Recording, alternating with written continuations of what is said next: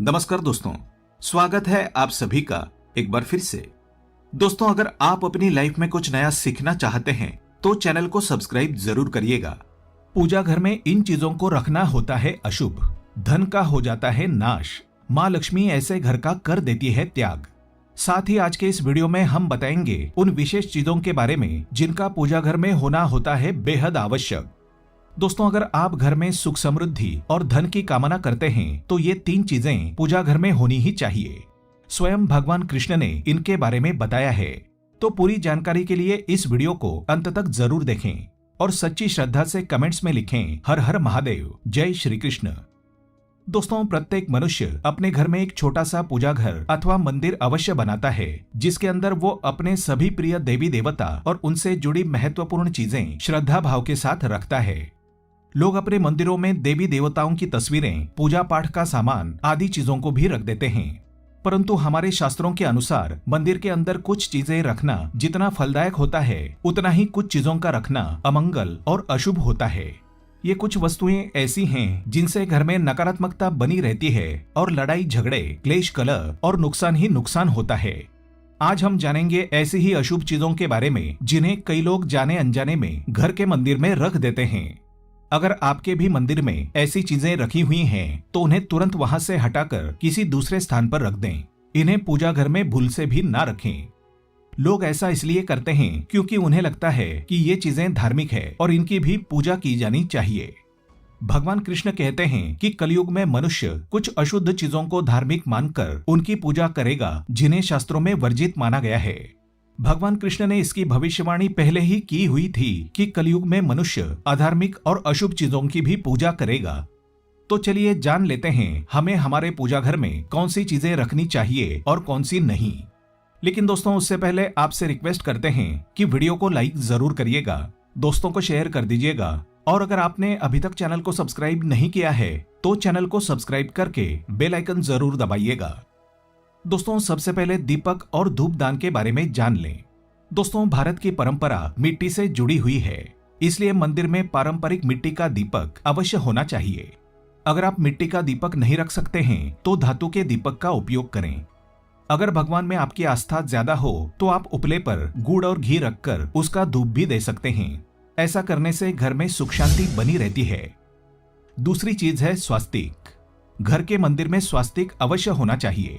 आप इसे रोली से बना सकते हैं। स्वास्तिक आपके घर की शक्ति, सौभाग्य, समृद्धि और शुभता का प्रतीक माना जाता है। यही मुख्य कारण है कि कोई भी शुभ कार्य करने से पहले स्वास्तिक का चिन्ह अवश्य बनाया जाता है। तीसरी चीज है कलश। भगवान कृष्ण कहते हैं कलश सुख और समृद्धि का प्रतीक है। अपने मंदिर में रोली कुमकुम से स्वास्तिक बनाकर उस पर मंगल कलश अवश्य रखें। ऐसा करने से घर में सदैव समृद्धि बनी रहती है और ऐश्वर्य की प्राप्ति होती है। चौथी चीज है शंख। बहुत ही कम लोग जानते हैं कि शंख की उत्पत्ति समुद्र मंथन के 14 रत्नों के साथ हुई थी। इसी कारण माँ लक्ष्मी को यह अत्यंत प्रिय है। शंख की ध्वनि से सकारात्मक ऊर्जा का संचार होता है, इसलिए मंदिर में शंख अवश्य होना चाहिए। शंख की उपस्थिति से माँ लक्ष्मी प्रसन्न होती हैं और घर में कभी भी धन की कमी महसूस नहीं होती।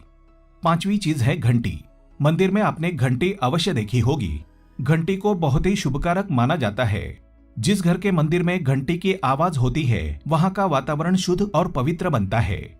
जिस घर में पूजा के दौरान घंटी बजाई जाती है उस घर के आसपास की सभी नकारात्मक शक्तियां दूर हो जाती हैं और साथ ही सुख समृद्धि के द्वार खुलने लगते हैं।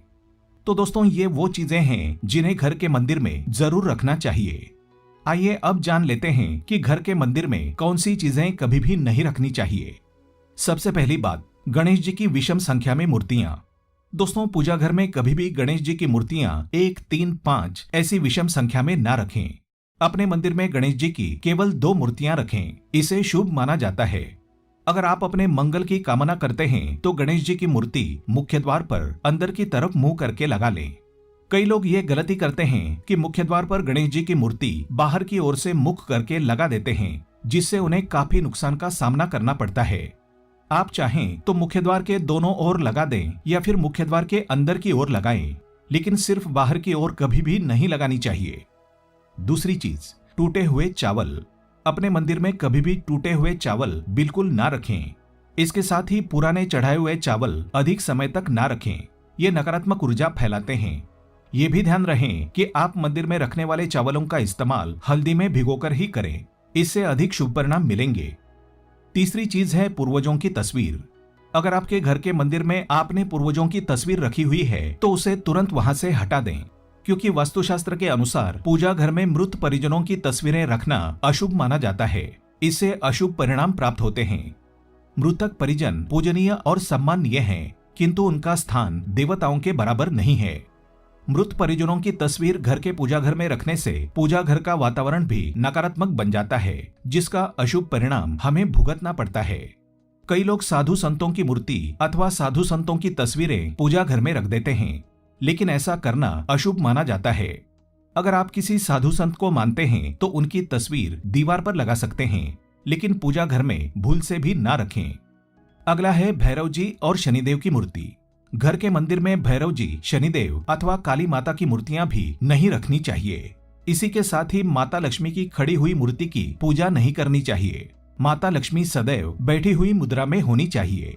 तो इस प्रकार से पूजा घर में इन मूर्तियों को नहीं रखना चाहिए। आइए अब जानते हैं उन विशेष वस्तुओं के बारे में जो आपके पूजा घर में जरूर होनी चाहिए। इन चीजों के पूजा घर में होने से घर में होती है धन की वर्षा। माँ लक्ष्मी करती है ऐसे घर में स्थायी रूप से वास। दोस्तों, पहली चीज है गंगा जल।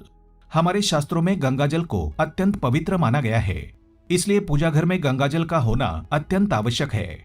गंगा नदी सभी पापों को नष्ट करने वाली तथा सभी व्याधियों का नाश करने वाली है।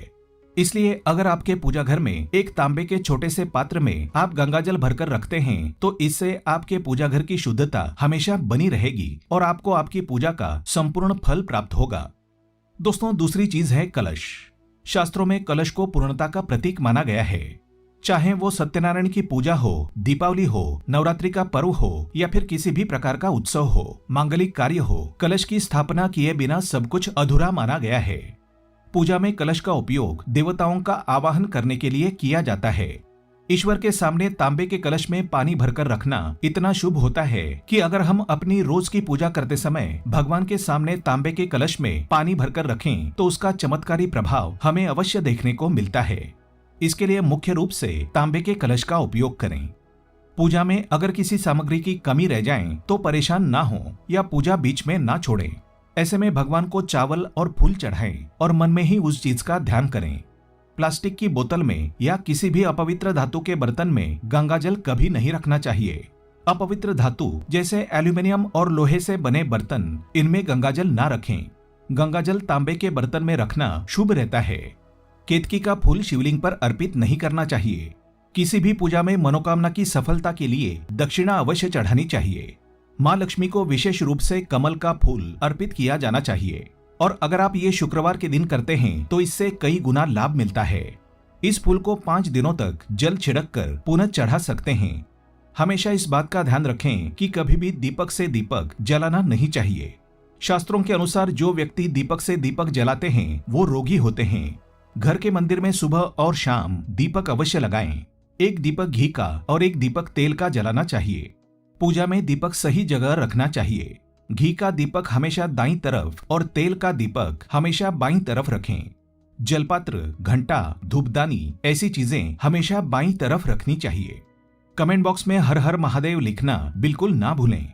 उम्मीद करते हैं आपको जानकारी पसंद आई होगी। ऐसे ही धार्मिक जानकारी दिलाने वाले वीडियो देखने के लिए चैनल को सब्सक्राइब करें, बेल आइकन को प्रेस करें। धन्यवाद।